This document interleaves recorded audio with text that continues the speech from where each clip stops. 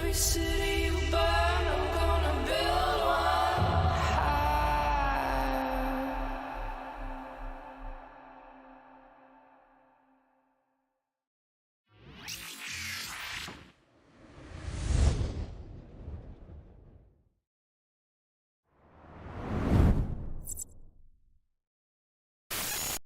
Greetings, fellow Empyreans. I am Ashtarothi, the voice of New Eden, and it is April 6th, YC125, and this is the Eve Universe Show!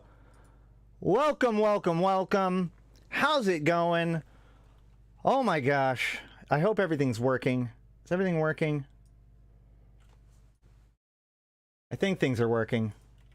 Alright, cool. Oh my gosh. Alright. I know I probably said I'd have something prepared for this week, or for this Thursday, but let me tell you, whatever I thought I had prepared, like, I am less together than I was. Like, yesterday was bonkers. Like, everything I touched, anything I tried to do was just messed up and was annoying and required more work than it needed to be, to the point where I just gave up. And then this morning I woke up, there's drama in, stuff. But we're here and I do have a plan. So let's talk about that. Today is going to be Practical Application Day. So we are going to try to run both the salvage and the exploration sites today. I'm going to walk you guys through it and all that sort of stuff. And we'll see how it goes. We'll see if my luck is any better today. Either way, it'll be fun. All right. How's it going? Where is it? Oh, hold on. There we go. All right. Make sure to like the stream and all that stuff as we get going. How's it going, LM1? Let's see, William. Michael. I'm going to go with Xu. I don't know. Python. It's good to see you guys. So I have this Nimicus set up. I think I showed this off. Yes. Like we went over Egg and I and Lionheart. Hey, there people are. What? Why what? I'm confused. But I think we already knew that that was going to be true today. All right. So let me repair this.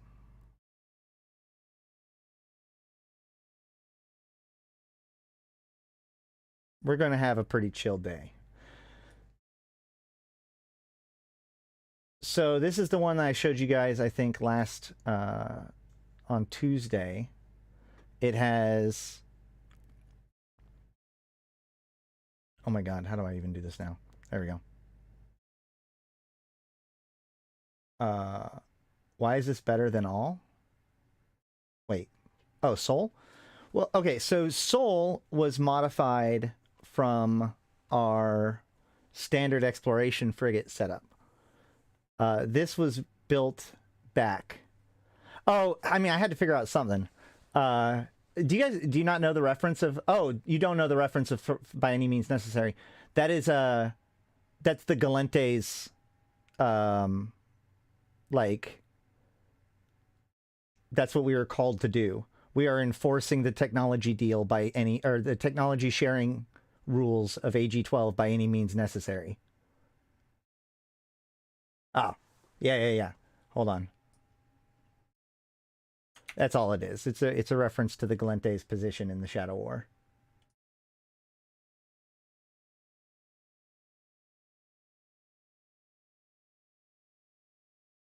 Let's see, is it here?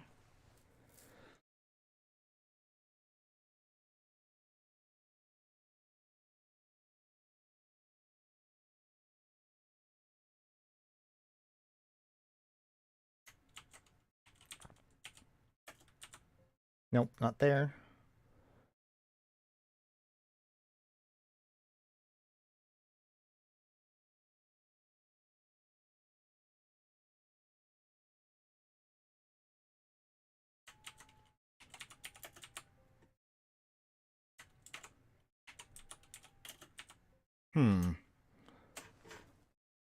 Where is it?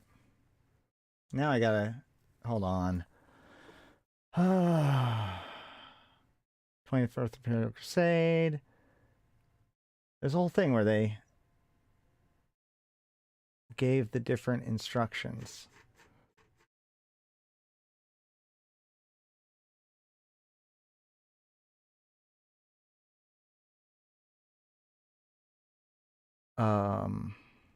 Here, let me at least show you guys what I'm looking at.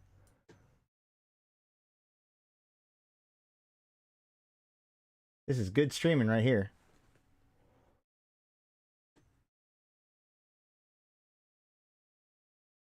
Properties.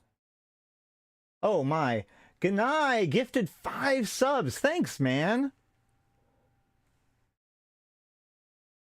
Congrats to Toxic, Aikawarazu Chan, Pekimix, and Torio Torres. Good congratulations, and thank you again. Excellent. You have been promoted. All right. Now then,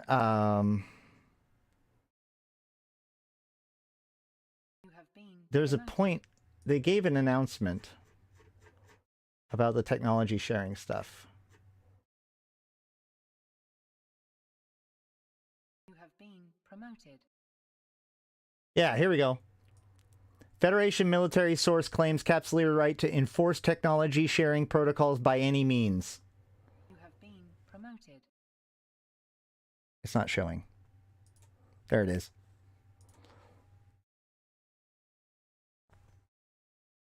So that's where the name came from. Long journey, but we got there. All right.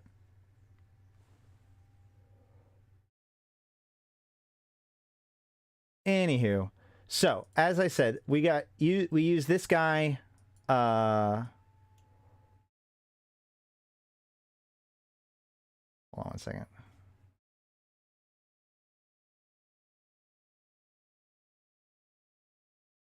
Ha. By the way, I can't spell necessary. I've been flying a misspelled ship for like the last several days, and no one pointed it out to me at the time. Anywho, with large friendly text, red large friendly text. Wait. What? Isn't it green? Hold on. Did I not change the image? No, it's right. My thumbnail is green text. It's green text.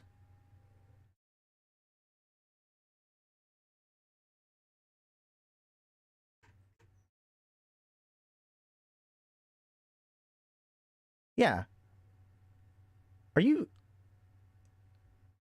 Okay. No, the reason why that freaked me out is because the last thumbnail did have red text, and I have to swap out the thumbnail manually, or else it, like, caches the old thumbnail as the current one. So, like, that could happen. I've had it happen before, so... All right. Let's get one more try. So this is the Nimicus that we talked about on Tuesday.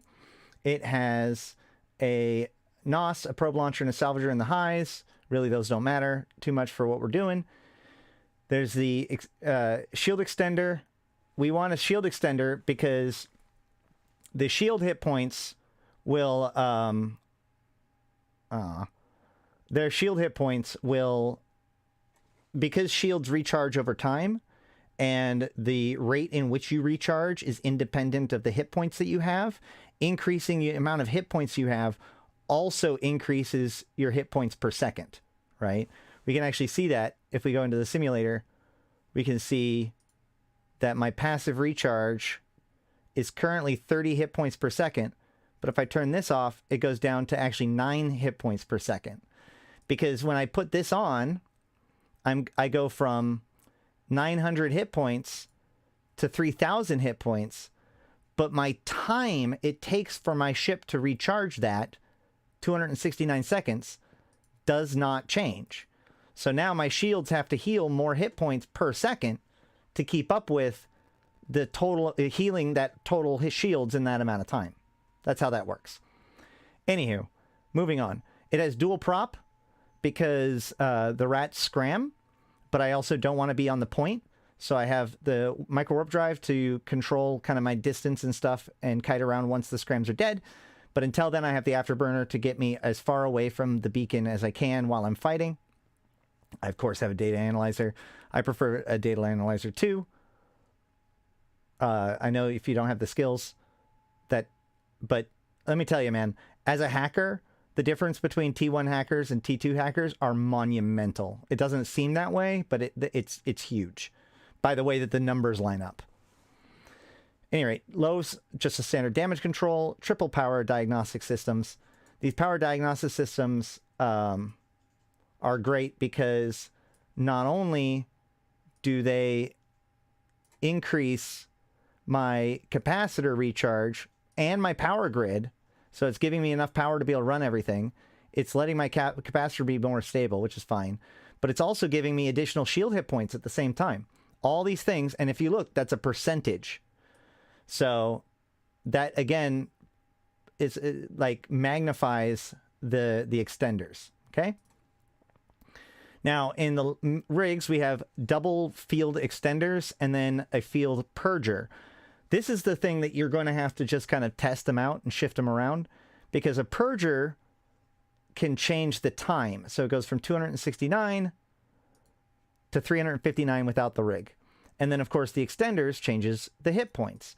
And what creates the highest hit points per second is some balance of those two numbers. So it's worth playing around.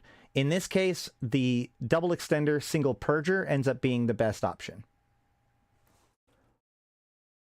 Oops. Let me see.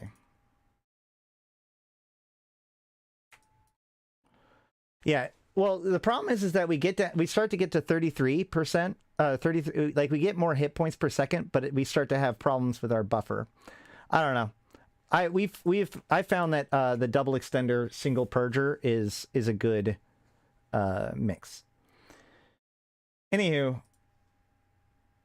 well, again, it matters a lot of other pieces, right? Because of the fact that actually, I would imagine that the extenders or the purgers are probably better across the board on this thing, just because everything else is extending. But I don't know. Well, I don't know. The math is hard, and it also, you have to balance the idea of like also having enough hit points to stay alive as you stabilize. And I've gotten this guy actually down to 20, 30 shields hit points or so before, and I have good skills, so I wouldn't necessarily play around with that.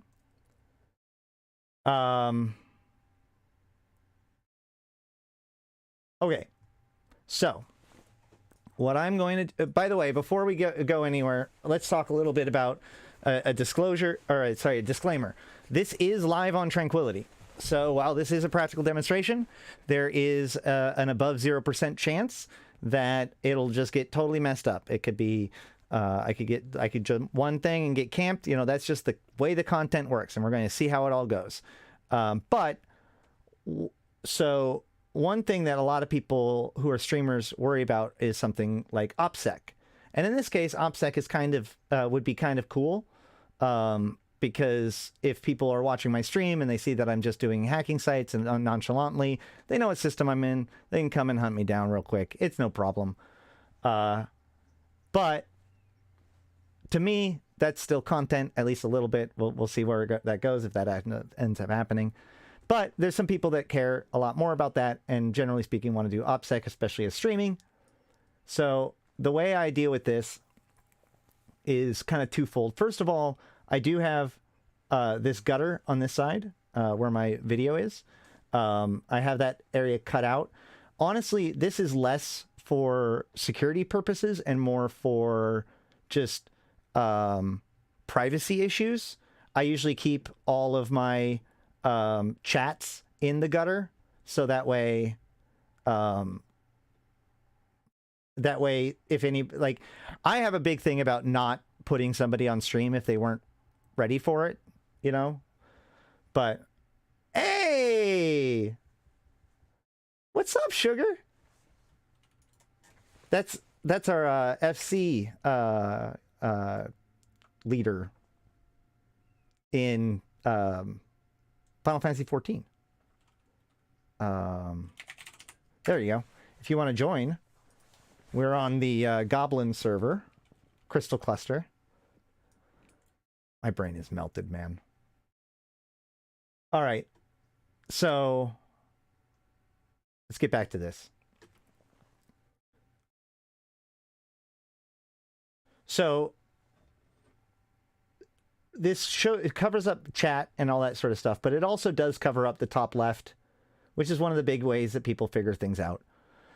Now, as far the thing that pisses me off, the thing I hate, is streamers who cover up their overview because of OPSEC, right?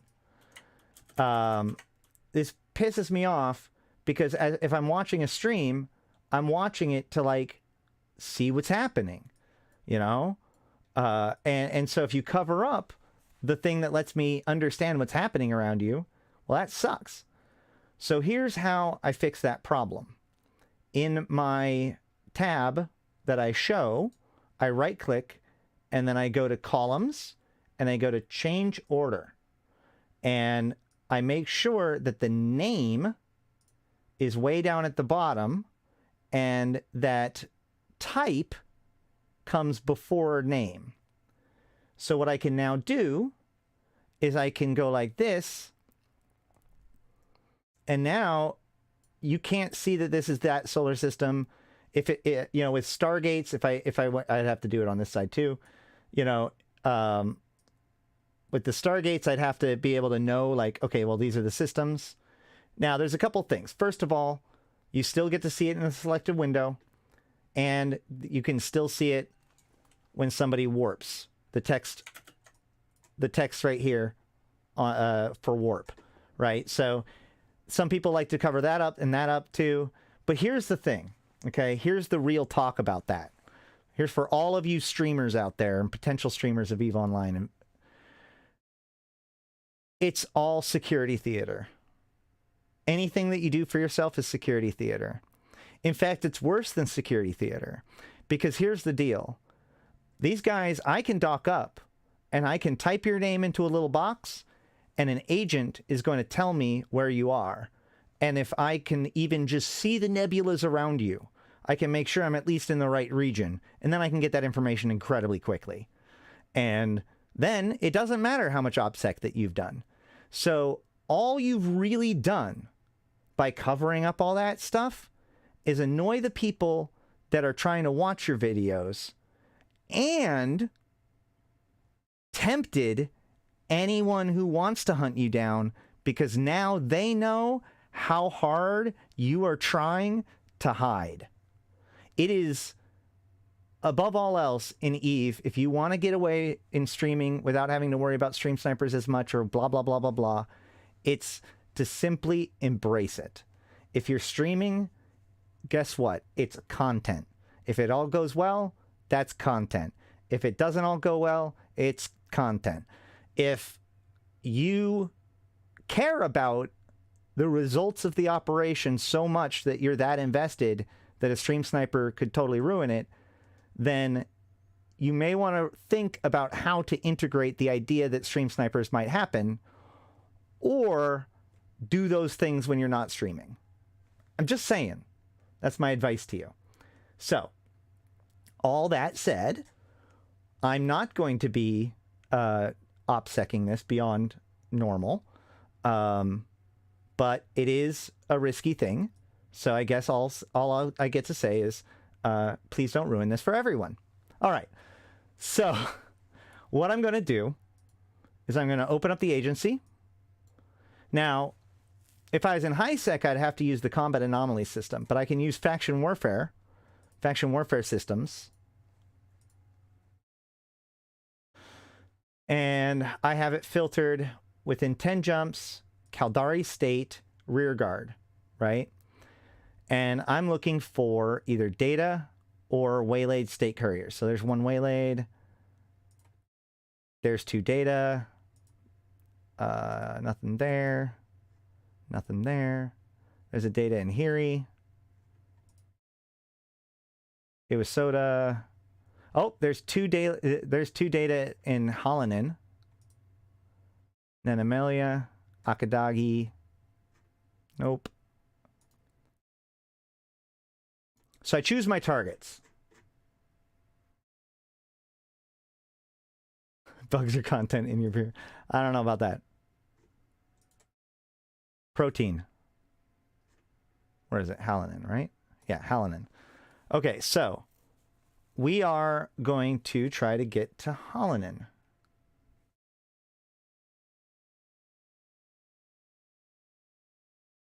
A boon is sometimes camped. So... Oh, I guess I don't have to shrink this side because it's in the gutter. Well, whatever. Either way.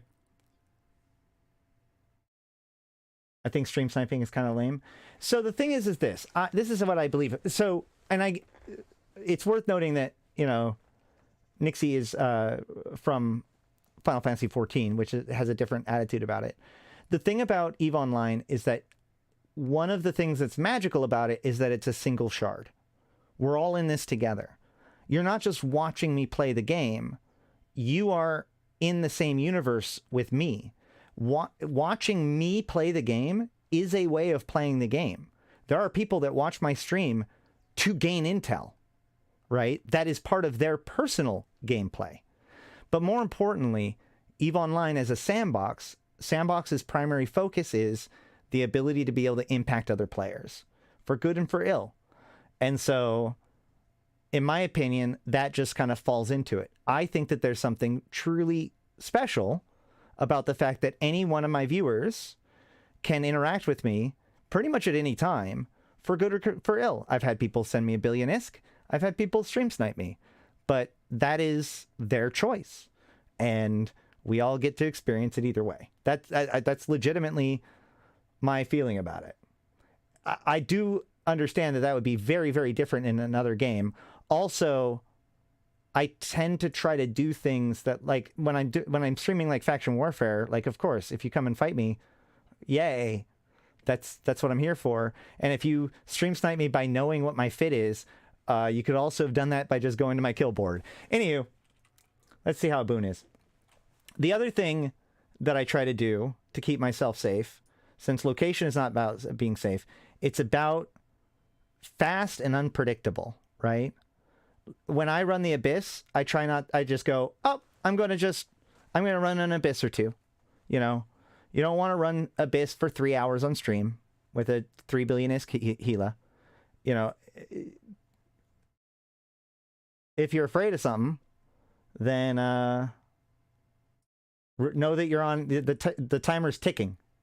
And if you go in, look, I'll tell you this right now. If you yeet into Null and then get mad that the people that live in Null stream snipe you, you've missed the point entirely. Of EVE, of streaming, of Null.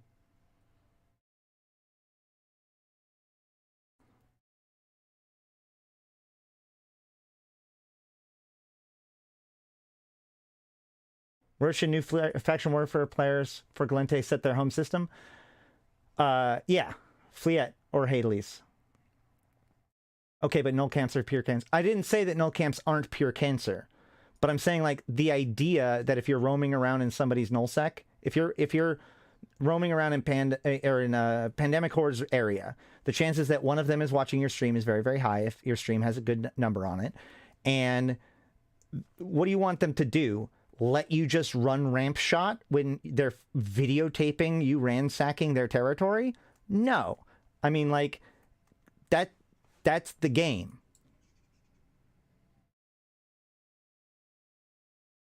That's all I'm saying.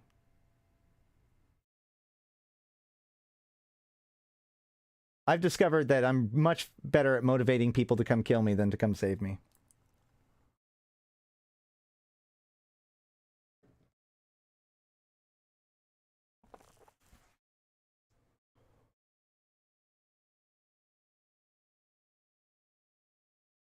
There's a reason why I don't yeet into null much, though.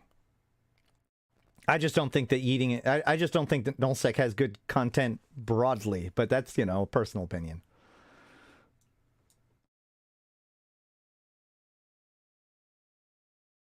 It's still better to stream in OPSEC than potato mode? Yeah. I don't know. I could definitely see that, like, if what somebody's doing is so, like, important to see, but yet they still have to run it in potato mode, then by all means. But, like, yeah, if you're just trying to show off the game, like I'm doing today, I agree. You should show off a pretty version of the game.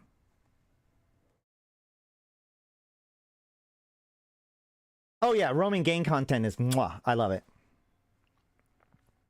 For sure.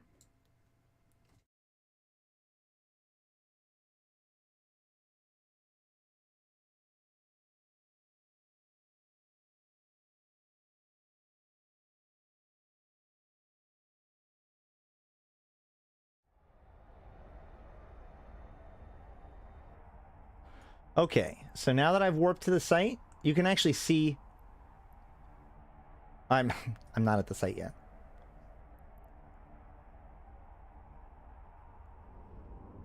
One more jump. I'm dumb.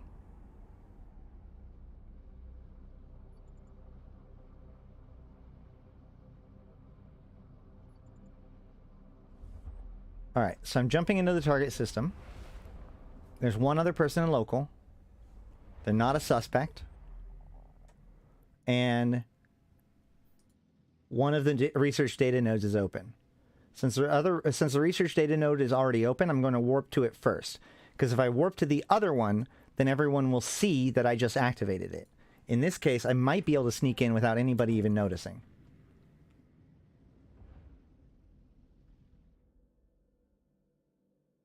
What do you think of Galmel camping Jita? Sounds boring. I don't know. I'd rather see Galmel capture Plexus, personally. Now we get to find out whether or not May Flynn is got a trap for me or not. So what I do is I'm going to drag the drones out. I'm going to release the drones, double click, and put on my micro warp drive first thing. Cheetah's going to lock me, turn off the micro warp drive, going to turn on the afterburner. Kill the cheetah. I want to then lock all 4 of the guys. I want to kill cheetahs first, then the crows, but you need to kill all of the first wave. And you want to lock them all first because you don't want to accidentally leave one of the first wave alive and thinking it's the second wave.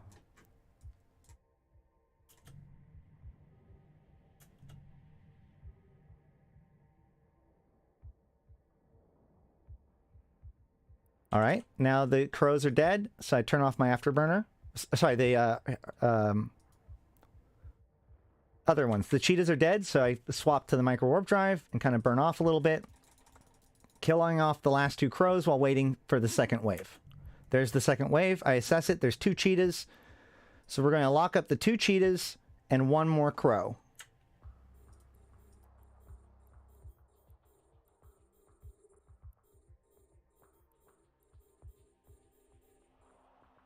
We want to kill the 2 cheetahs and 1 more crow.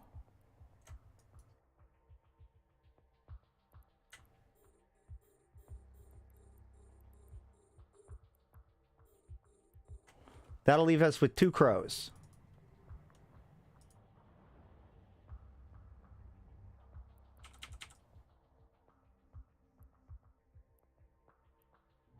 And I am going to pick a node to start with. Actually, let's just start this bottom one.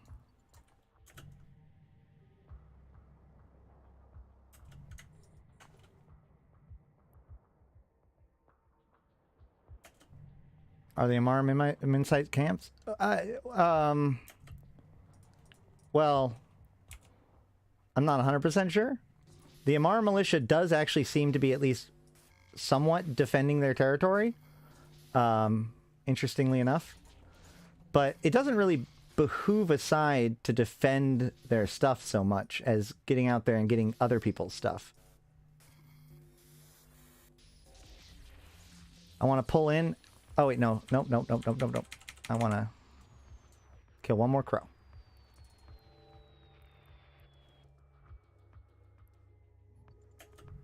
Shit.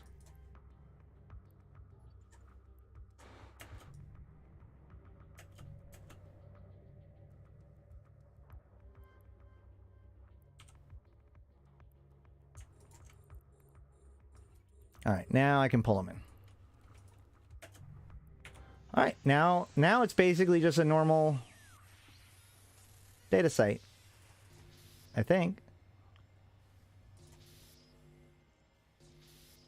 I'm going to keep an eye on my shields, though. They should be recharging now. Oh my god, that was dumb.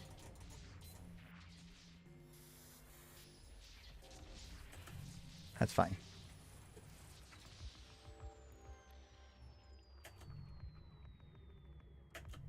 Just kind of go around and pick through them.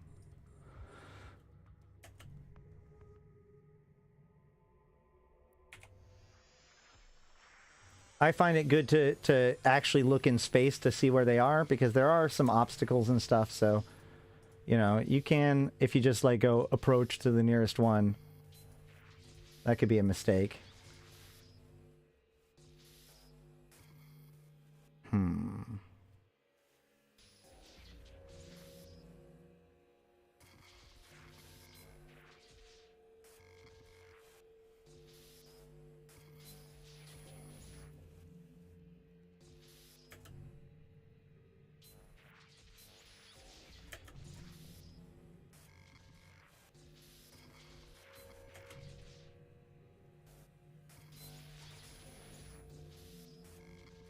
Oh my gosh.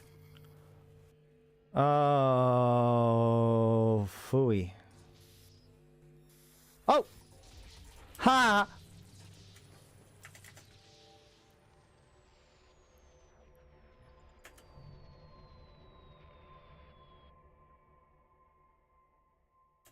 Yeah, it's T1 and Navy frigate only. The Heron Navy issue can come in here too. And as long as you can just, like, kite out the dudes, you can just kill them all.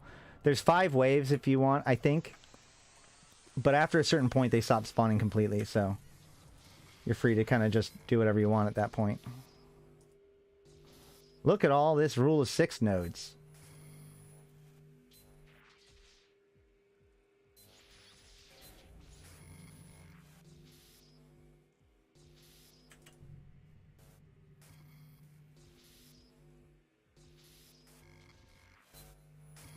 Oh my god.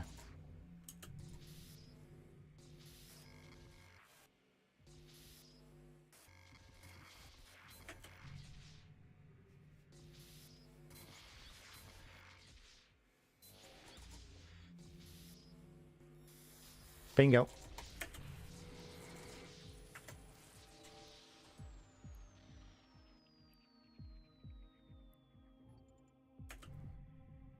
It's actually the opposite of Minesweeper. No, the waves aren't really good loot. In the salvage site, the trig ships can be worth it. The Draugrs.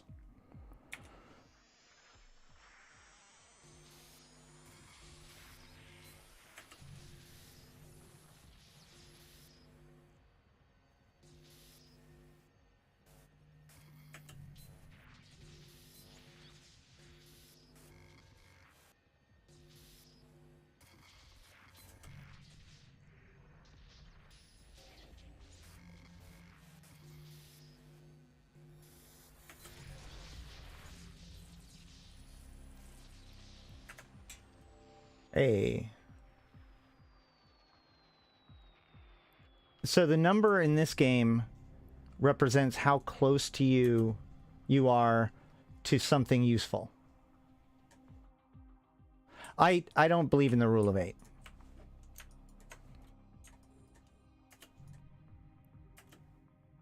Oh, so I'm about to use you know, everybody knows the Control Tab hotkey, but do you know its younger brother, the Control Space click hotkey, to quickly unlock things?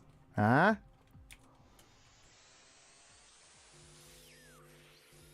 Control Shift, not Space. Shift.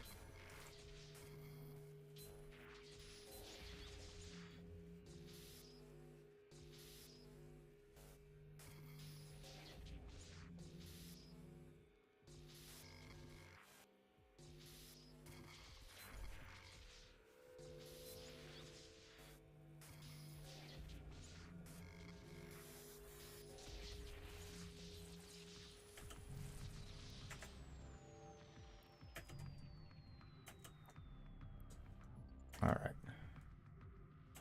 Are you going to use the items to create the data cores or selling everything off? Oh, no, no. I'm building the data cores.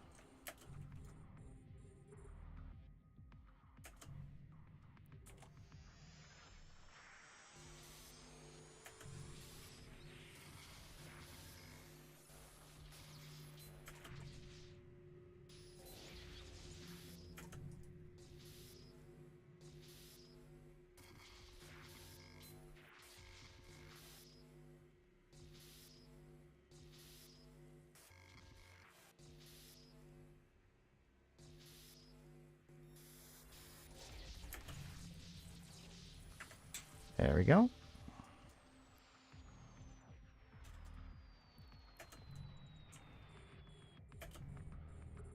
What skills are needed to build the data cores?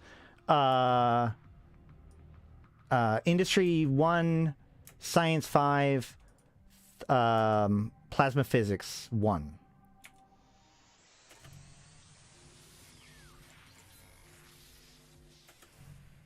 For Stellar Transmuter. For this one, it's Quantum Physics. Sorry. For the Transport Data Core, it's Quantum Physics.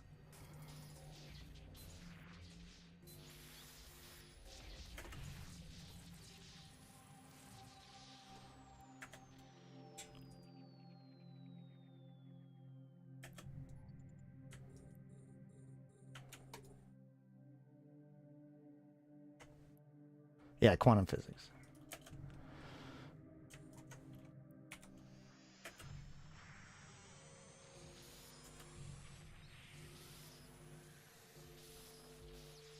Hey! Where are you? There you are.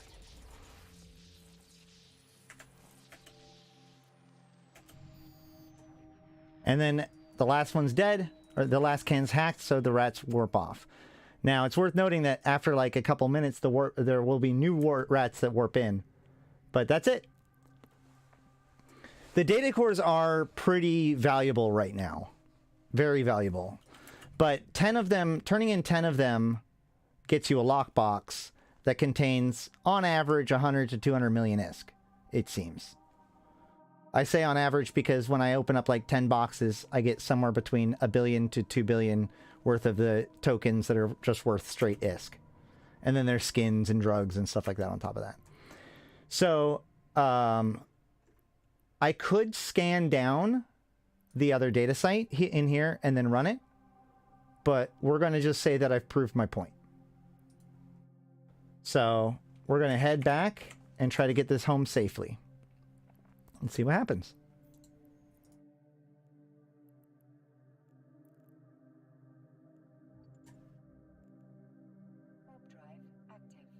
The cores are like, well, they were 40. They might be like 24 or 25. Honestly, I think that the cores should be worth like 10 million each, because that's what but it's going to be worth more than that. Did I really only get one BPC? How many? So I get on average, see, I got 1.5. I think that they might have nerfed the amount, or I was just wrong. Because I normally get 2.5 data cores worth of stuff per data site. But the last couple of 2, 3 I've done since basically all of them I've done since yesterday have only gotten me 1.5 cores. The salvage site gives about 3 cores, and it looks like the combat site does about 6 or 7. Yeah, the BPCs go for like 5 to 10 million each. Which is kind of weird because, like, in theory, there's more material than there is BPCs. But I also think that the majority of the BPC, like, I think BPC spawn quite a bit in the combat site. We had one combat site have 10 BPCs in it yesterday.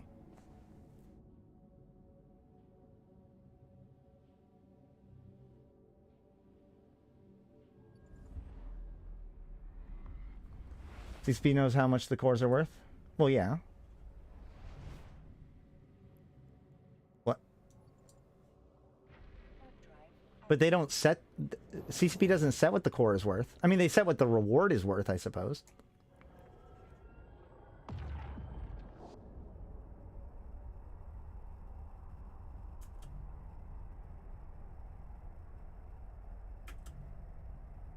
Are the combat sites difficult? I mean...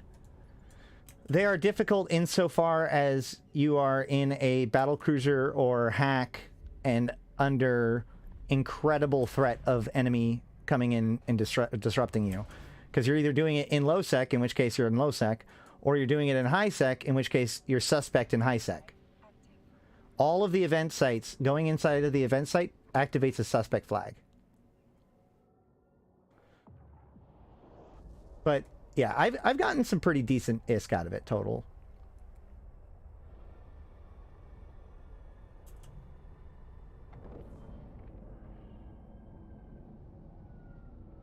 It's kind of hard for me to like notice that almost because I'm basically focusing so much on just getting the cores turned in.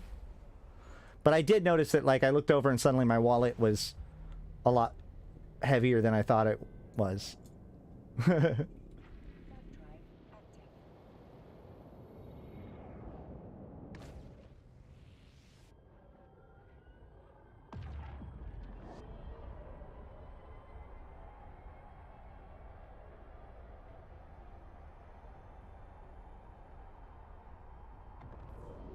So that's why what I'll do is I'll often find a system with 2 or 3 sites.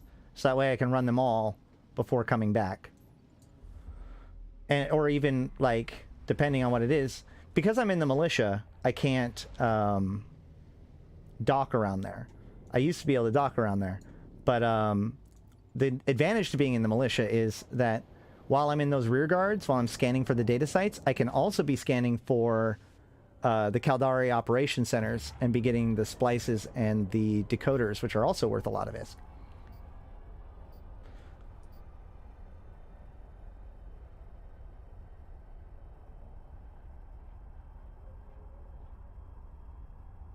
Do we have a short guide on Discord on how to go from BPC to turn in data core in a loot box?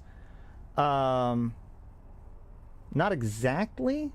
Well, I have the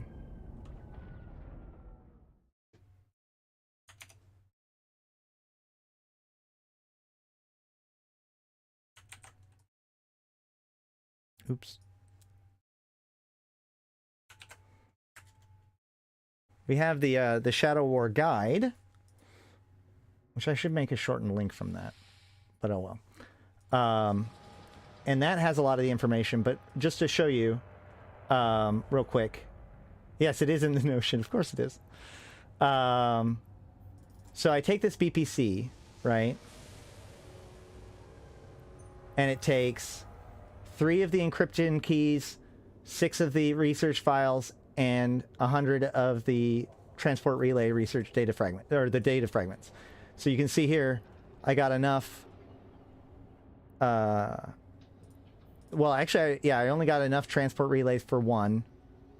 Yeah, I got about 1.5 for all 3, except for transport relay encryption keys. I only got enough for 1 exactly there.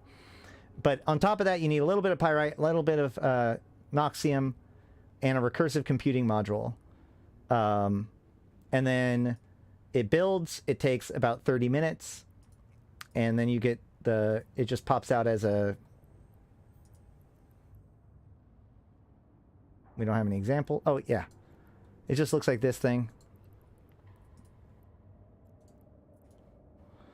And it even says right here, in order to catch up with the Amara Mimitar, loyalists of the Caldari state should deposit such data cores in the State Stellar Research Center in Onamon, while pilots loyal to the Gallente Federation can deposit their data cores in the Federal Stellar Research Center in Intaki. You can just right-click and set destination directly to there, and that will bring you to Intaki. Does it require Omega to build?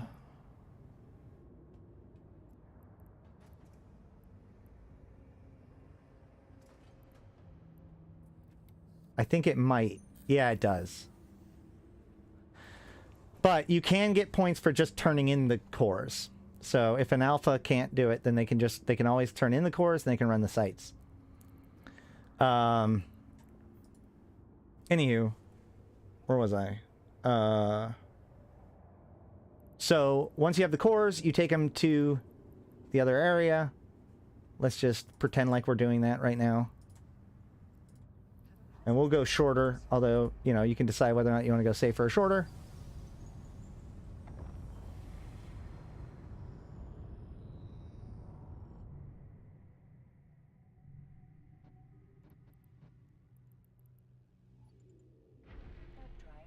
It's only 7 jumps.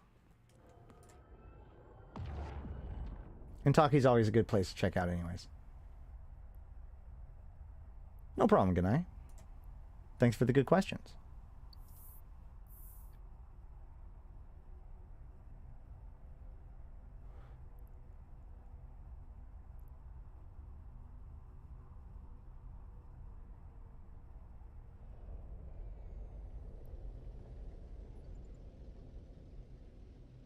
I will say, one thing I did manage to get done is I updated my Unity engine and relaunched Playton in it, so I can start improving Playton again, and I have been poking at it a little bit because I actually have some things I want to do to it.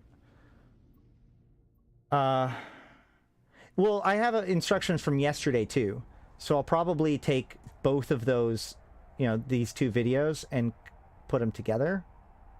I don't know. We'll see.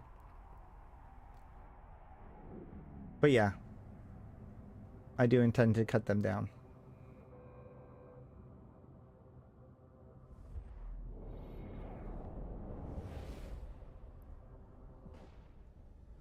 Now we'll see if it happens. I intend on it though. No, I updated my Unity instance. Like, I haven't updated, so I have. Well, actually, because it's I used an LTS, so I got 2021 322 F1 LTS. Yeah.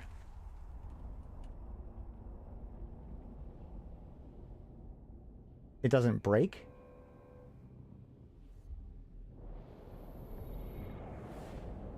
That's what this ship is ready to do, yeah. This is for gas huffing and data hacking, but that's a whole nother project. I just needed to grab something cloaky, and we always see my Acero, so I figured that this would be good. Do I have a logo? I do. There it is. I'm putting on an ad. This sounds like a good time to do it.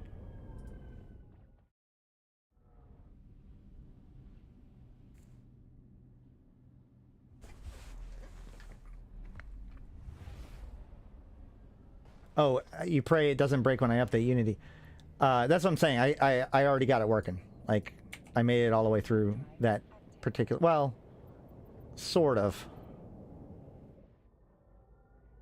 I need to go in and fix the UI. Because the UI is totally broken. Because they've updated the way it works. But not the normal UI, just like some particular menu pieces. Not a big deal. Things I need to change anyways. Apocalypse.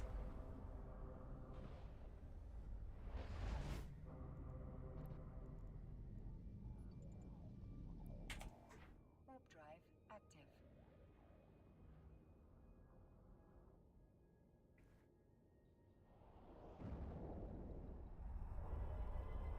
Cloaking is not overrated for me in an Edencom system, though.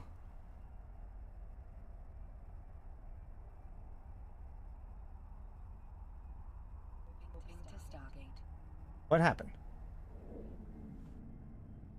Oh, cool. Oh, that reminds me. Consider this your final warning to message me a question for like an Ask Me Anything, because it's literally either like today or tomorrow probably that I'll hit 5K, which is pretty sweet.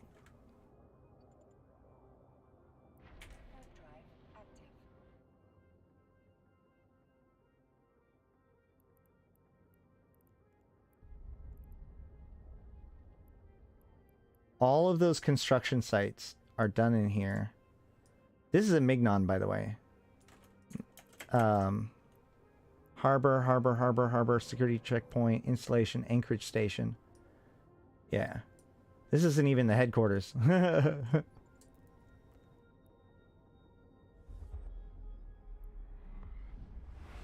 Yeah, I agree. I think that there should be something that distinguishes fortresses. Oof, this place is so cool.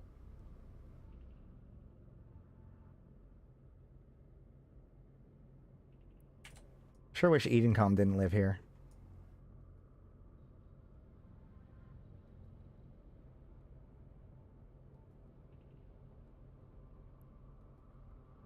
There's so much like cool stuff over here.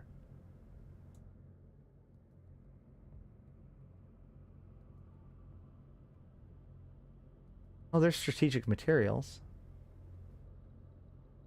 Huh. I think that's very cool.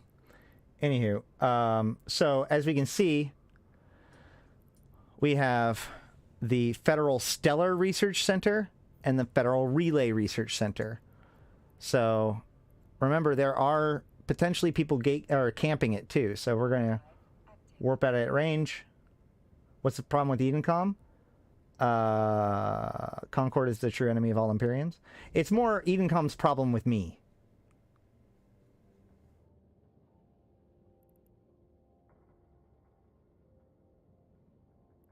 Uh-huh.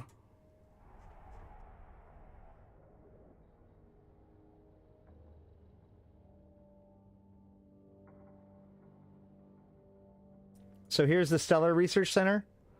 And then when you land, there's like a structure off to the side.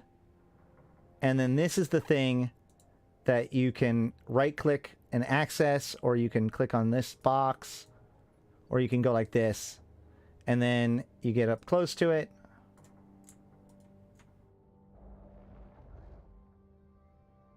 And then it gives you this. You accept. It gives you boxes. And you're done. And then likewise, the Relay Research Center. Yeah, very much like the gate building event.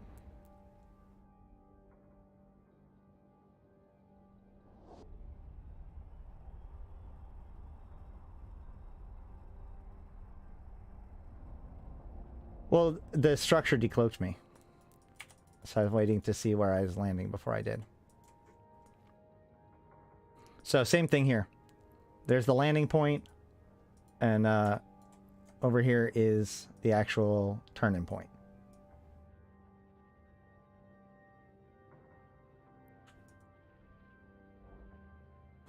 So, like, we have a bookmark right there, Rally Research, so let's go ahead and see if that works.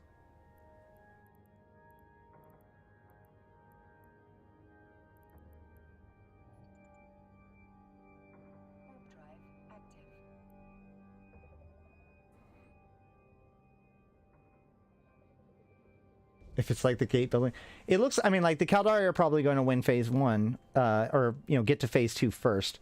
But the Gallente are by far getting the most progress done of any group. We just have twice as far to go.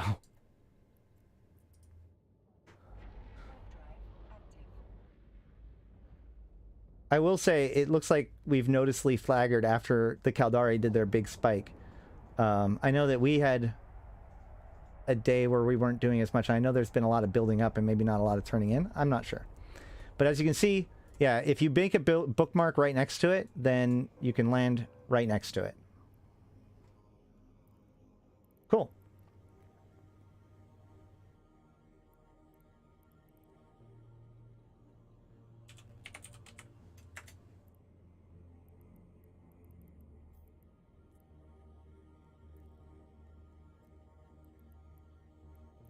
Prefer less secure.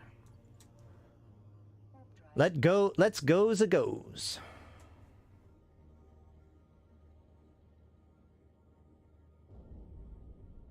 The reason why the Caldari were able to be so powerful in the gate building event was because they were able to lock out the turn-in.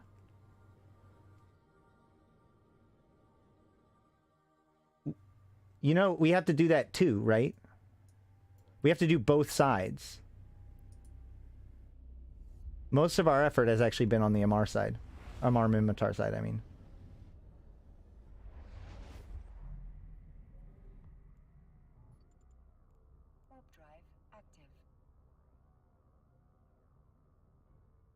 So I wouldn't necessarily call that easy. It's easy to gain personal points, but I've been maxed out on my personal points forever. Like, eventually I'd like to know how many points I've earned in the end. Because I've stopped building data cores on Ash and stopped turning them in on Ash.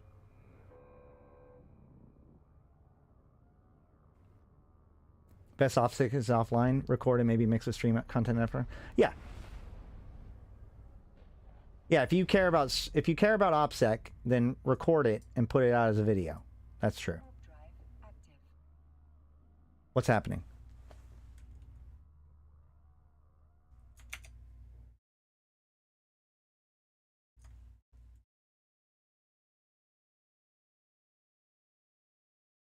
Okay. Did my stream just hiccup for a couple seconds, or was that just me being crazy?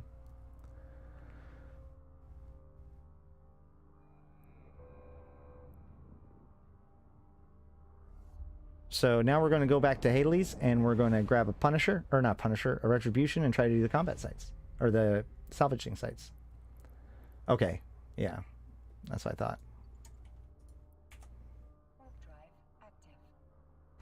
Man, YouTube even does that better. I like YouTube.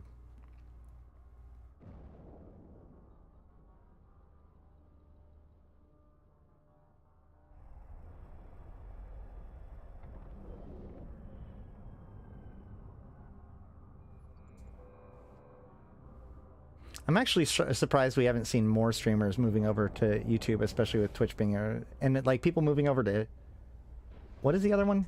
Is it Kick? No, is it? I don't remember. It just seems weird. Like, I don't understand.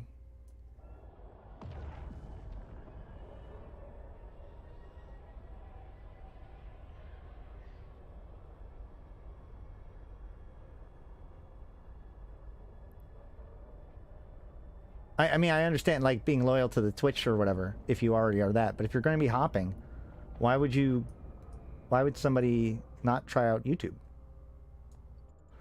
Or maybe I guess they can dual cast? I don't know.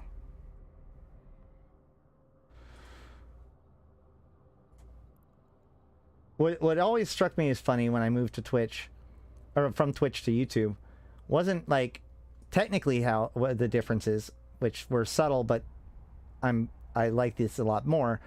It was the number of people that thanked me for moving off of Twitch because now they can delete the Twitch app on their phone. Yeah, I always forget about multicast because on Twitch you can't multicast. So I don't know how this became the Ash bitching about Twitch stream, but one more jump.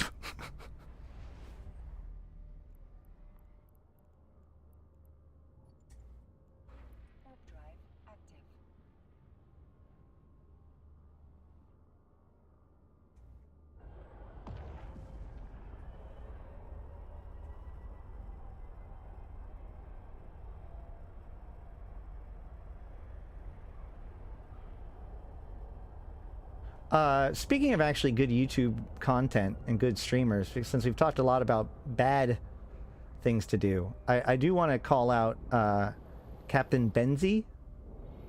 He, the Eve Echoes player who's now moved over to Eve Online and is just killing it with the content.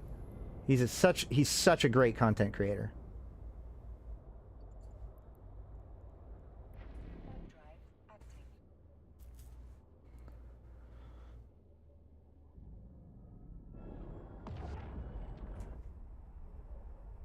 Yeah. It's funny because secretly I was kind of hoping that he would come over because I really liked his content in Echoes. And was excited to think about what would happen if he transitioned over to EVE Online. So, I mean, like, you know, Johnny Pugh is back, but isn't nearly as prolific as he once was. I think that Captain Benzie has a bright future ahead of him in EVE Online content creation.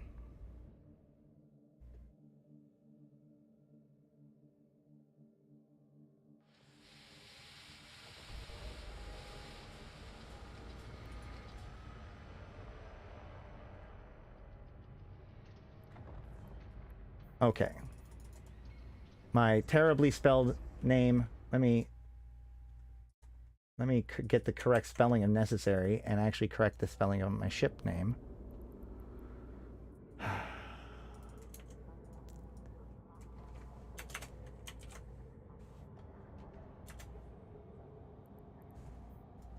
All right. So once again, same thing as before, right? I'm going to open up the agency. Yes, I have a Morals Navy issue.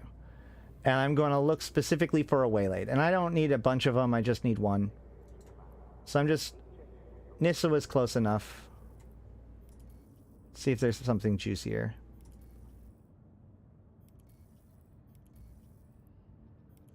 I don't think so. Let's just go. Let's see how that works. So in this case, we're going to be going in my Retribution.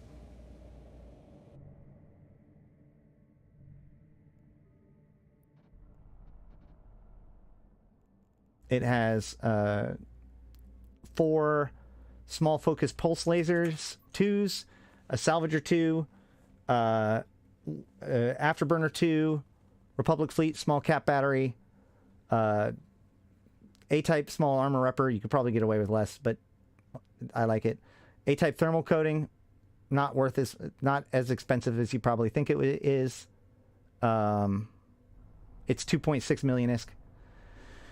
Damage control 2, assault damage control 2, multi-spectrum coating, heat sink, and then locus coordinator and burst aerator. Now, I would probably want salvage rigs on here.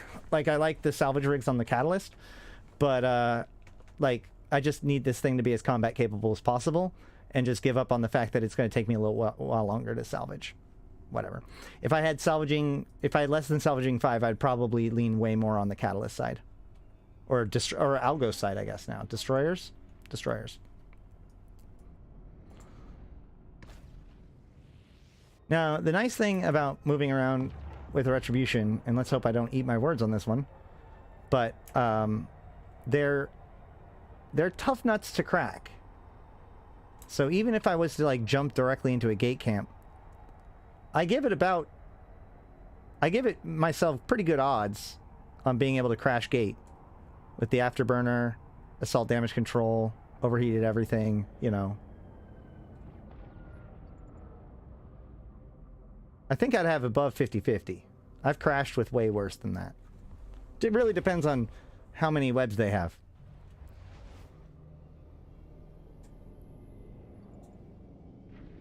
Any reason for the Retribution specifically? Because Krell made a Retribution first. And it has this amazing skin.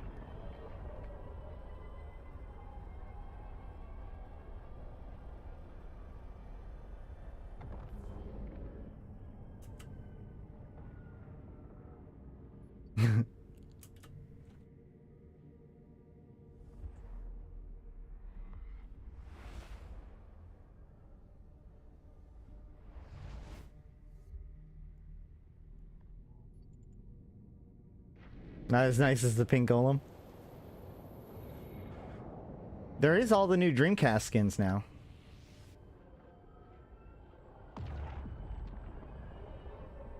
Where's the fit for the Retribution on Notion Discord? It is in the corp fittings. You know what? Remind me after, somebody remind me after stream, and I'll make sure to get these fits in like a Eve workbench. Yeah, they just announced a whole new set of Galnet. Oh man.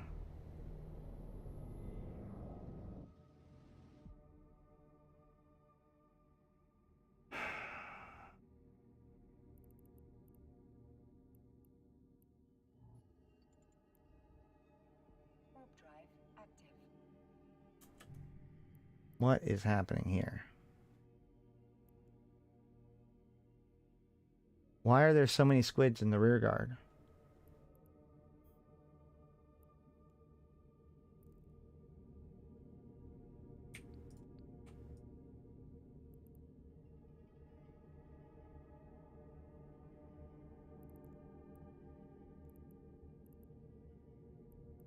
It is open.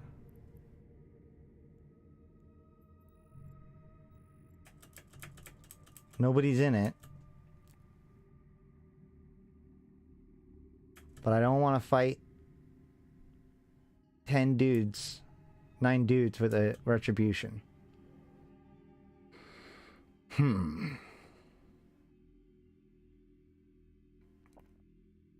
Let's assess where they might be.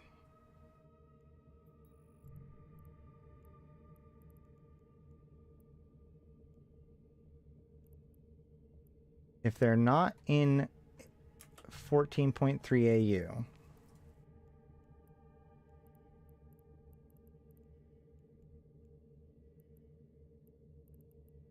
they could still be over near the Kodama gate, or they could be docked up.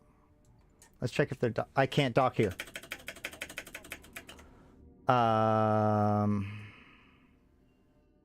Wait, I can't dock here either. I'm fucking not safe. I think I'm safe, but I'm not safe. I need to be safe.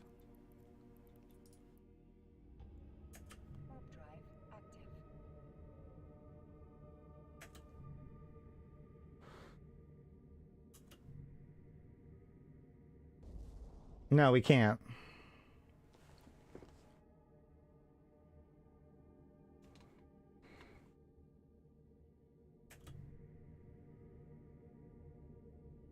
Yeah. That is even worse. I know, I turned on my repper as I was clicking. But it's cap stable. Caracal Navy issue. Well, that's good.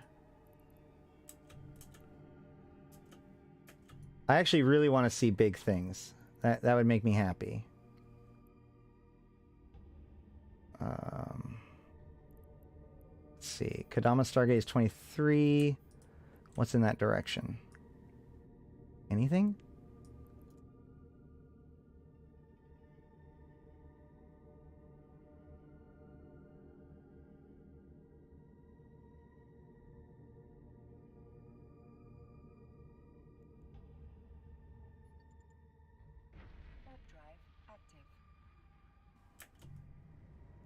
Because I can't run the site until I know what's the heck is even around here.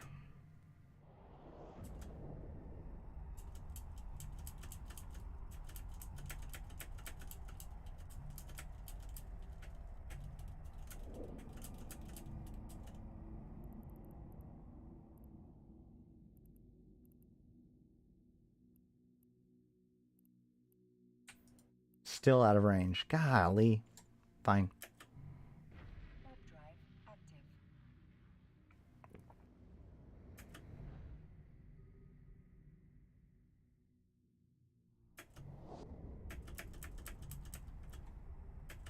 Nope, nothing here.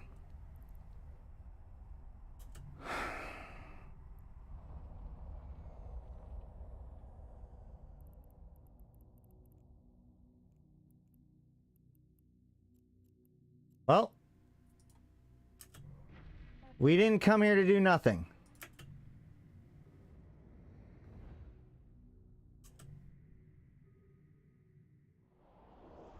Ship cargo should be able to be sent by postal box to home.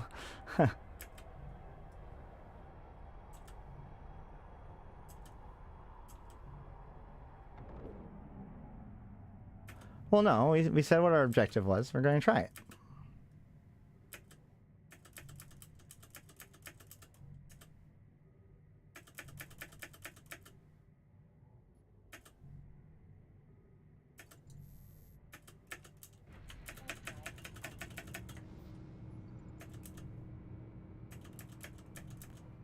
So now it looks for all intents and purposes as if I've gone in.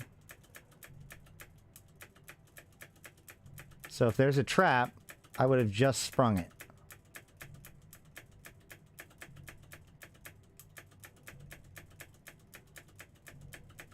And I didn't.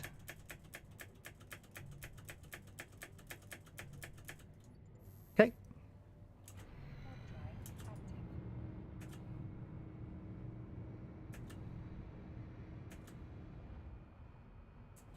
I know Calmel doesn't care. Probably. I just wanted to be careful. It's more if they knew that they had an opportunity to go after me, you know?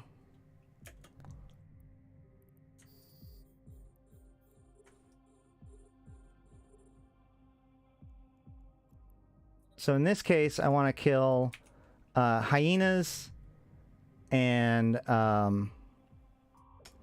what's it called? Hyenas and draugrs first. There are none here, so I can just kill whatever I want.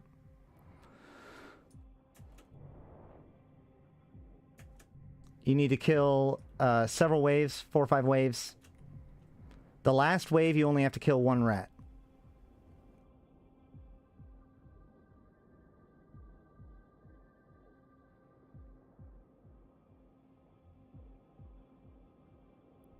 Wait, after all that, you can't figure out what system I'm in? Could a T1 ship do it? We recommend teaming up with someone else, but Navy battlecruisers are... sorry, Navy destroyers, rather, can be pretty successful with it. There's a Thrasher fleet issue that can solo it, I'm pretty sure. The Dragoon does pretty good. Like I said, we've got the Catalyst Navy issue that we use. But the Catalyst Navy issue doesn't really, like, it can suffer, it struggles to solo it, to be honest.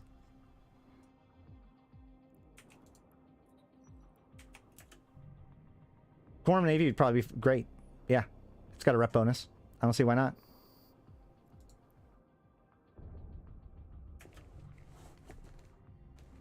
The big key is that, like, can you survive under cap pressure? And can you kill the draugrs fast enough? Yeah, I'd say so.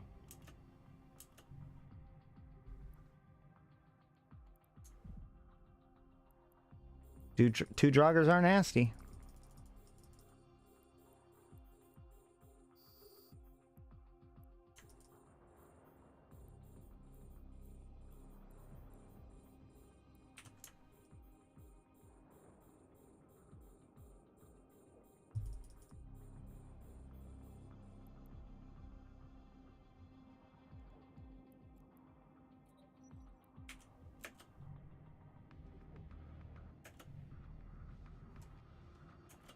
Now I just sit over here because I'm pretty far from the beacon.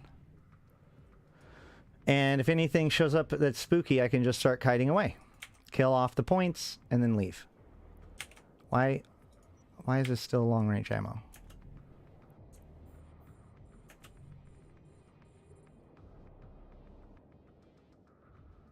Yeah, the problem with ancillaries though is that obviously as with any PvE, like PvE is all about sustainability, right? That's why I don't have an ancillary armor repper.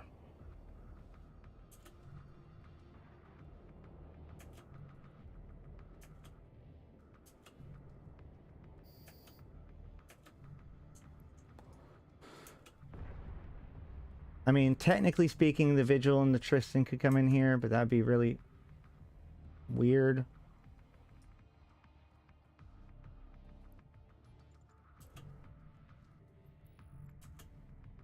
I didn't say it was impossible. I said it'd be really weird.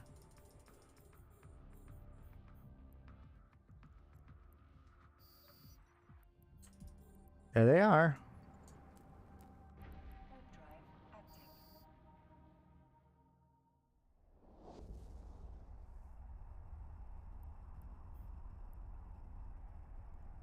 Initiative.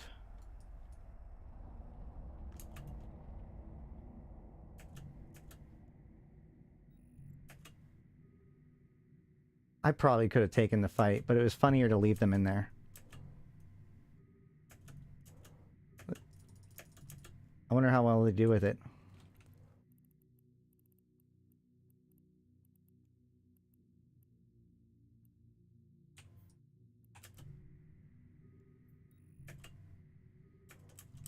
Oh. Is the Tristan caught? Oh, please let the Tristan die. Oh.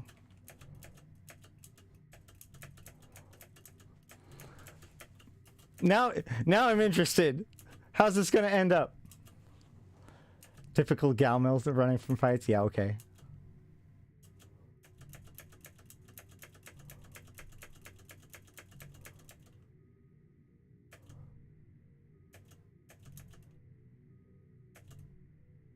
I bet you I could probably go in there.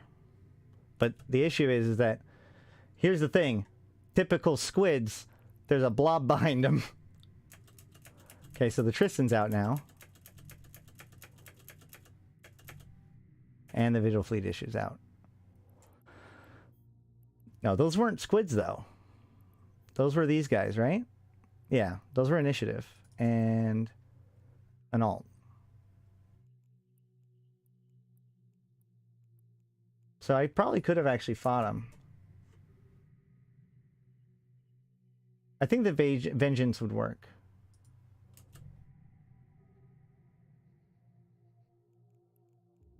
You know what?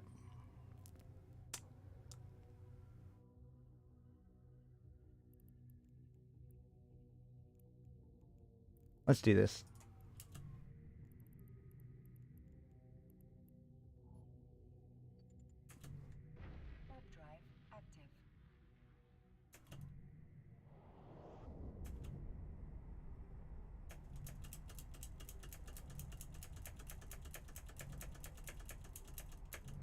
The problem is I don't have a point.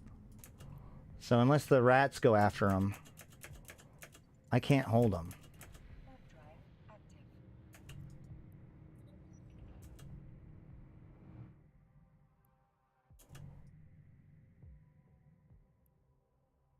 Oh, they finished the site for me. Wait, did they completely finish the site? Did they do the cans?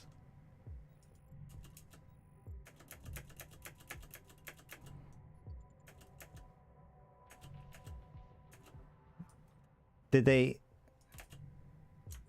They weren't in there long enough to salvage.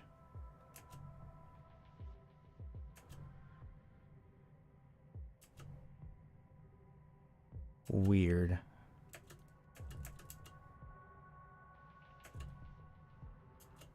Oh yeah, I'm getting 1v... I get 1v1 fights all the time.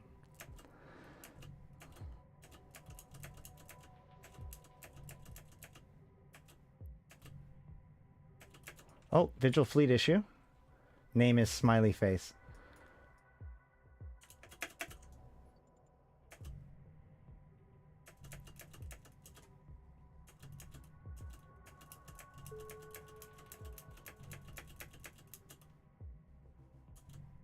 Yeah, especially if you are like if you're in a front line, that's one thing. But if you're in like a command outpost, you can usually get some pretty good smaller fights.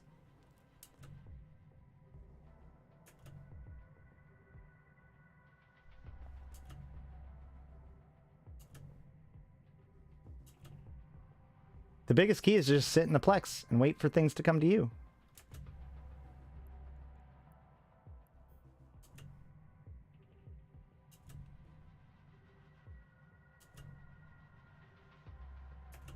You know, This doesn't need to be the time that you demonstrate how hard it is to do a salvage sometimes. Hey, thank you. Hey! All right, well, that was so far so good.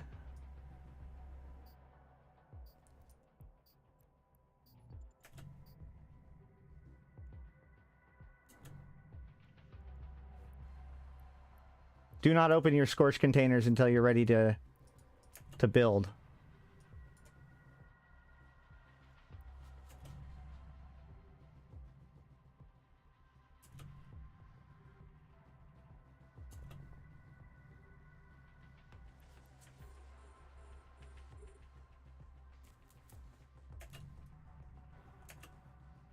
See, here's the thing. Here's how I see this, okay? Like, honestly, this is my take on what just happened here.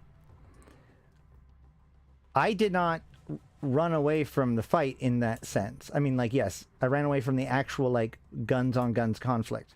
But let's think about this. What was his goal, and what was my goal? My goal was to do this site as efficiently as possible, and if I could get a kill, that'd be cool. Their goal is to run around and get a fight. Who got what they wanted? So I always say, the way to be successful in EVE is to fight your fight and not their fight. I knew exactly what I was up to, what I wanted.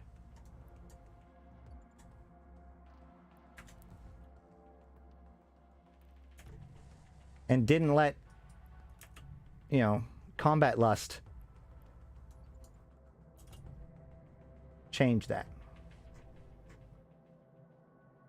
That's what I'm saying. Like, yes, I did leave the site, but it was part of the grander strategy of maintaining control of the area. Because if I get because when they first come in, they have all the advantages. They know exactly what they have to spring and all that sort of stuff, right? I have a lot of unknowns.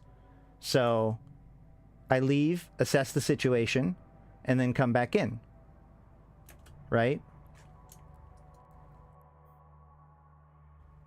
That's why, like, I don't really care if people get on to me about running away, especially if the fight isn't fair. Now, again, that fight, I could have easily have stayed in. It would have been fine.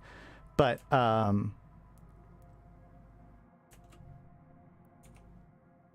I literally just got, like, they got my Icky Tursa the other night by that exact concept where it was like, oh yeah, one dude, and then they literally brought in the other, like, 9.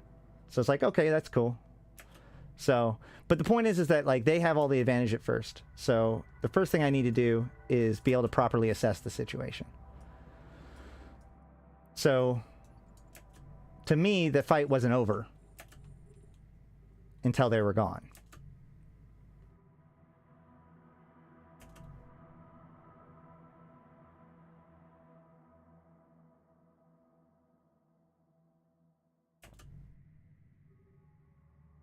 Like, back when I was doing a lot of plexing in Intaki, I ended up with a policy of I will only fight pirates once.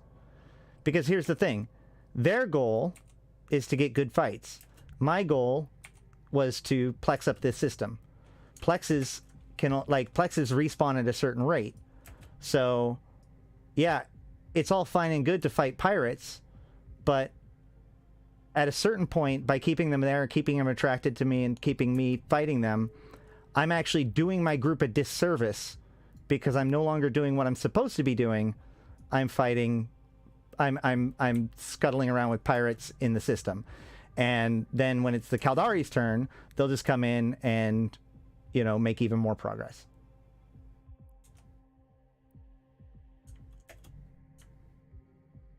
So I've said that for a long time. I said that when Galmil was winning. I say that when Galmil's losing. Fight your fight. Never lose track of your own objectives.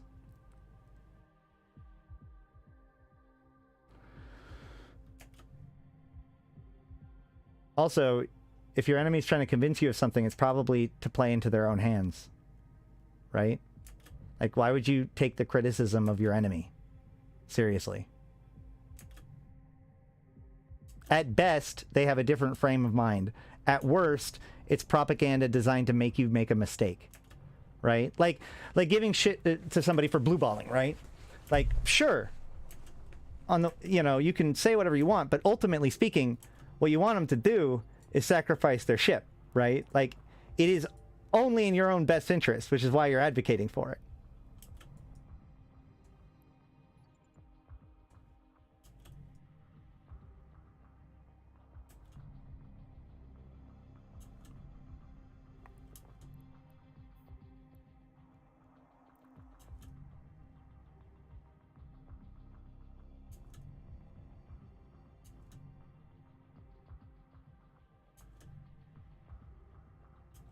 I mean, at least you're...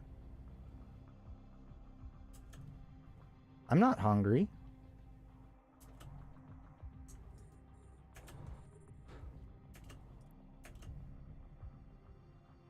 Hungry was created from the people who left Aeron.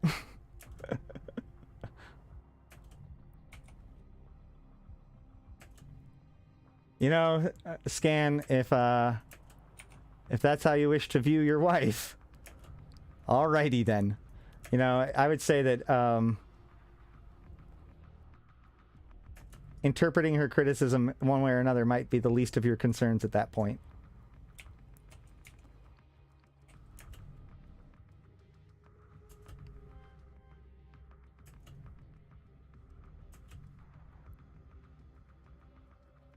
No. What are you talking about? I'm the leader of Convocation of Empyreans. Aeron Robotics.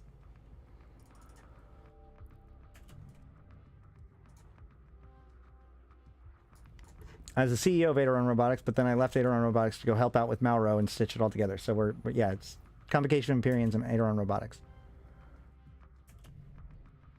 All right.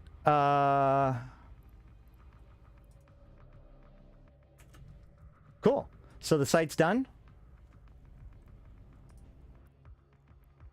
In the end, now I've got 5 relayed blueprints and enough stuff for 3 data cores, probably. Let's see if we can get it home.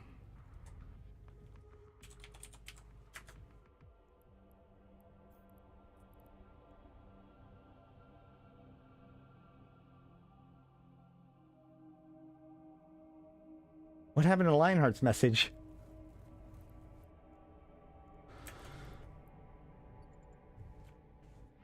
Oh, retracted. Okay, never mind.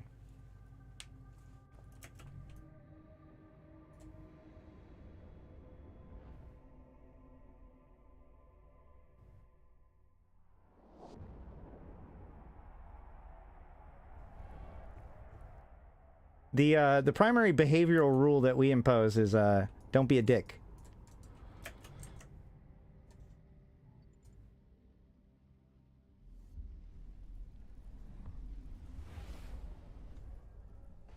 By any means necessary. Yeah.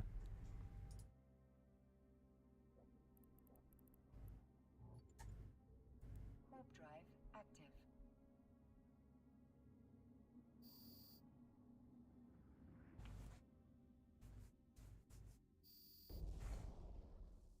Okay.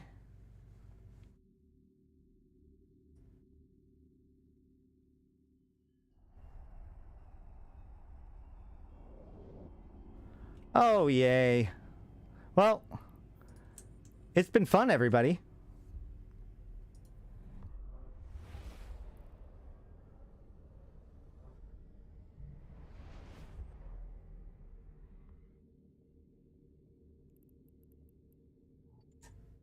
Warp drive active. Wait, what?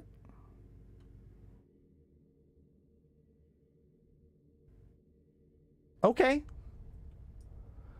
All right, Lion 07. I'm probably going to be wrapping things up pretty soon anyways. We're going to get to Hades and I have other things to get to today. What type of sites are the labs? That's the combat lab. Or that's the combat site.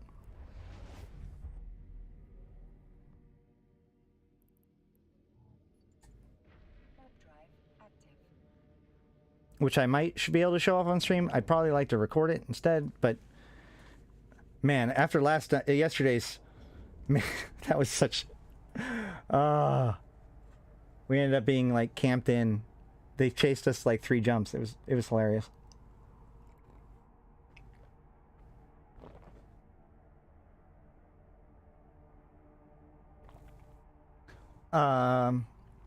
Why would it be funny if? Well, I mean, I'm not disagreeing with you, but why do you think it would be funny if the state took Haley's? That's true. It is a regional gate, and it would have been easy to crash. But that was a lot of dudes. That was enough dudes that if I just tried to go for it, it might not have worked. Like, they could have just blapped it. But luckily, I was also kind of assuming that because I was jumping through, they would also, like, I don't know. They'd be able to catch me on both sides. No, you wouldn't. It would still be a front line. We'll be able to... You cannot stop us from docking in Haley's or Fleet. So...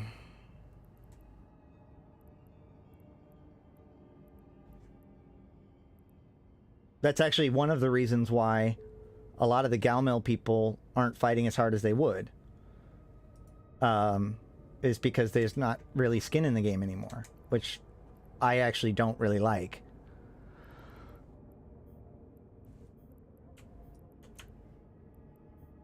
Now, let's see.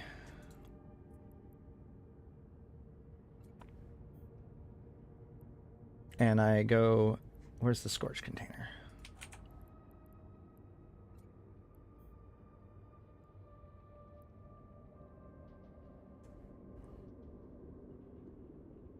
How many do I get?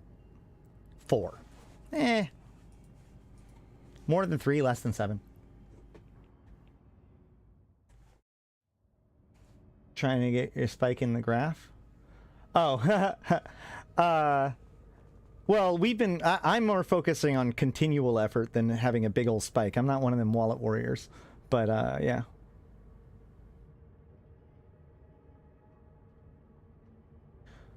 I mean, I feel really weird about it because for the longest time, CalMill was effectively destroyed.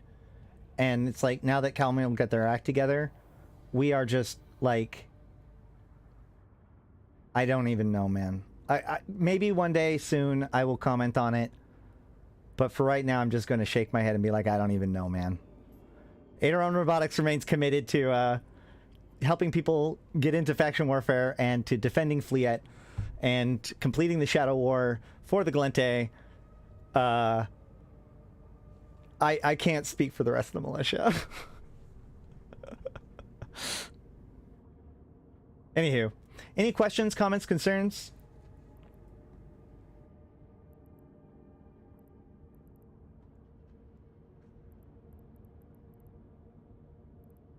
I think the advantage system is rough for offensive. I actually really, really like the advantage system. I've come to really like the advantage system because it makes the whole invasion process a whole thing, right? Well, it's only easy to deplex because you don't have advantage right now. Like, the thing you're supposed to first move in and move advantage all the way up to 100. Then get to work. That's...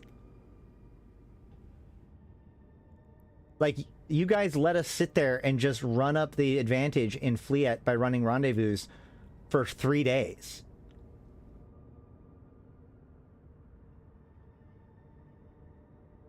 Will I ever be able to be mined again? Matt, I'm going to ask you to try that one again.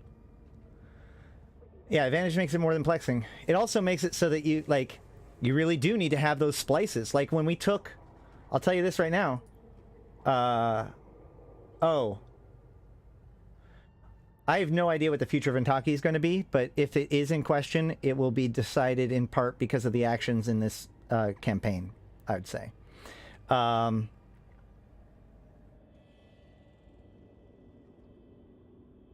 Oh. Like, as in Moonmind? No. Unless it loses its security status, it won't be able to do moon mining.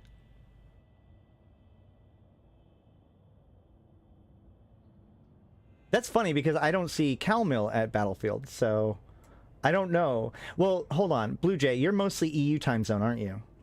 Because there is actually this really big divide between EU Caldari and US Gallente. It's actually playing in both time zones. It's wild.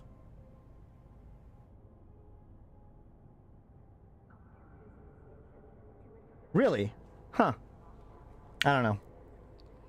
If you're talking about the last 2 weeks or so, Aderon's been focused on the Shadow War. I can't speak to anything.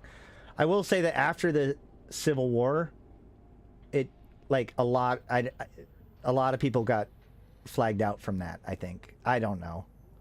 I can't comment. We're doing great. Aderon Robotics is doing great.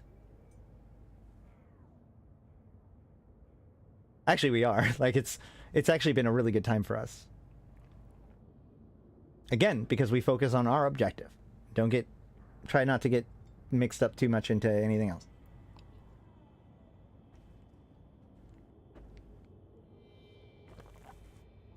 Well, we were here first. Yeah, Aga has been crazy. But also you guys have done a good job at advertising Aga. Like, Devin was just as crazy as Aga was, but we didn't like make a big deal about it. And I think that that's to our detriment. Well, I mean, that's not... Well, no, because they're talking about battlefields. Battlefields are really weird, right? Because, like, I feel like they don't get contended as much as they should be. There is some push back and forth. But usually it's like people dancing around until a big force comes and then that's it. Maybe then a bigger force comes and like knocks them out and there's one fight. Maybe. But most of the time not. I think that that's part of why I'm excited about the Shipcaster. Because I think that the Shipcaster will allow us to project heavy equipment into the battlefield area way easier. Which is going to allow both sides to be able to, like... It'll make the battlefield become, like, a hot zone. The other thing I think should happen is... I think that the battlefield's effects should affect the entire war zone. Not, like, as much as the battlefield is, but if the entire war zone changed in advantage by, like, 0.5% based on the victory of the battlefield, now it'll suddenly matter about a battlefield that's elsewhere than where you are. I don't know. I feel like battlefields are really, really good, but we're not being encouraged enough to do them or fight over them. Like, if you lose one, you're just like, oh well. You know?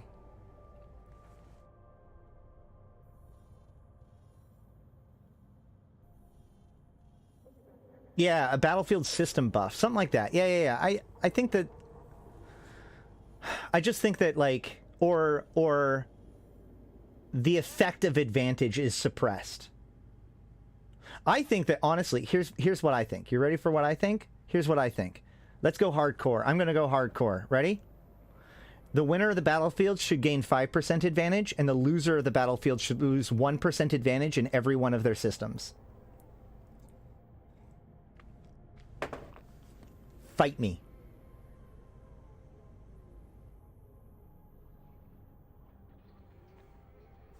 Yeah, we did do a lot in Odo and Naga.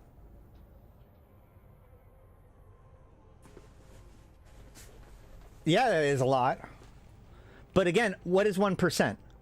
1% is half of a rendezvous point. It's a single propaganda tower.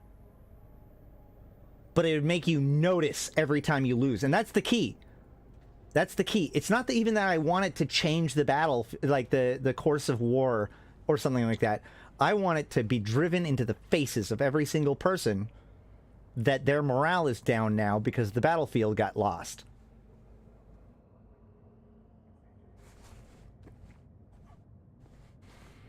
It's too easy right now to forfeit a battlefield and have that just be fine. In fact, what really sucks is that in some of these maximum systems, like right now, in a battlefield and a boon, we might as well just let Caldari have it, right? Like, if we took it, it'd be great. Our advantage would go up. Therefore, the contested advantage would go down. But if they take it, who cares? Their advantage is already maxed. It can't go up anymore. That's why I don't like the fact that it's only building up. I want it to, like, wear down.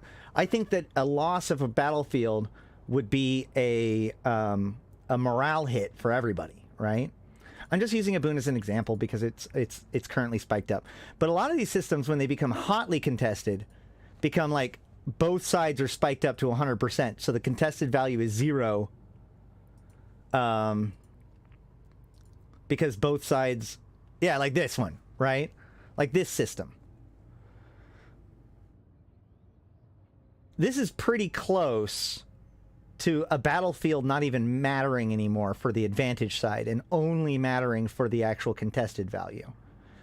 And ultimately, this advantage is only 3%. So you're bringing it from like 3% to 10% maybe. Or down to 0.4, or, 4% your side. You see what I'm saying? It's just too easy to dismiss the battlefield. Now, a 1% hit would not necessarily, like I said, you could still take the hit. It would be fine. Everybody who's operating in their areas would just have to restore it. All these ones that have 0 would just still have 0. But you would feel the morale hit. And it would make battlefields into critical events. I also think that when a battlefield spawns, the militia chat should be notified. In-game militia chat.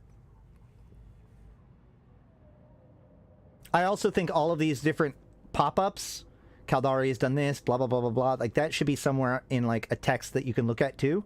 Because too often it flips by and then disappears and you're like, which one was that? I don't know if I quite read that right. So there you go.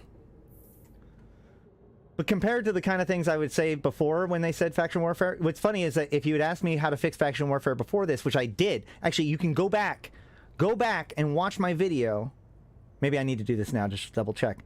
But go back and watch my video on how to fix faction warfare. And I explain basically this system that we have now. Except for, I don't know if I went with front lines. I definitely went with campaigns. I figured that you would make constellations important by having a faction campaign within that constellation, as opposed to using the frontline system. That was actually somebody else's idea. I remember we had a faction warfare roundtable, and my proposal was the campaigns, and the other guy's proposal was basically what we have now as front lines. And apparently they just took them both. To a Loki smart bomber? Oh, yeah. I even think I could probably guess which Loki... No, I don't know. All right, well, man, I think that that's going to have to do it for me today.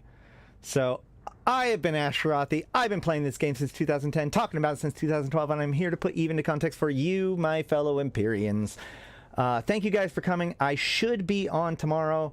Message me if you think of anything that I should focus on above anything else, but otherwise, if I find something inspiring, I'll figure it out. I don't know. It's a surprise. Why don't you find out by joining my Discord, which is the Convocation of Empyreans Discord, and flagging yourself as watching YouTube, or you could just go to my YouTube and subscribe. You're already at my YouTube, so you might as well do it while you're here. But before you go, also make sure you like that video. It really does matter. Like, I know I'm even getting like shticky right now, but like, I'm serious. The difference between a liked video, especially an early liked video, and a not early liked video is staggering. Thank you for that, Dread. Anywho, so let's see. If you're interested in coming and helping out, you can always apply to join the Convocation of Empyreans or Aderon Robotics at aderon.org. If you're interested in the lore, I have my lore portal, and we also have the information about the Shadow War in the comments below, or doobly-doo, or whatever, links. I don't know. I'll figure out something. But let's see. Next week, hopefully, we'll be doing the 5K celebration, whatever that ends up being. And yeah. So I wanted to thank all of you guys for sticking with today. It was a little bit less structured, but I hope that everybody got a little bit of entertainment. Like I said, if you did, make sure to like it. Thank you very much to Ganai for that 5 gifted subs earlier. That was pretty gosh darn awesome. And also, I wanted to thank my top supporters of Abyssus, Aikawarazu Chan, Arydanika the Queen, Belligerent Neckbeard, BlackRoseNoble, Dajat Lemmont, Drake, Golden Age Story, J. Kuhn, LM1, Lumi, Malak Starfire, Midnight Space Monkey, Not Just Fun, Seeds of Plenty, Serenolin with No Eye, Syliana Vel'ash, Tgen Tgen, Nephilim, Grendel, Yantey Lepouf, Zaul Nex, as well as Bomber's Bar, Ebo's Leet, May, Merc Utan, Nehilim, and Rid, my immortal tier patrons. Thank you guys so much, and thank them for me if you enjoy their content, because these are the people that make it happen. If you want to join that list, you can either become a supporter on the membership, a supporter tier on membership on YouTube or on my Patreon. But I think that's when I'm supposed to end the stream after doing all the shtick. So I'm going to go ahead and do that. And until next time, I've been Ashrathi, the voice of New Eden, and I'll see you in space.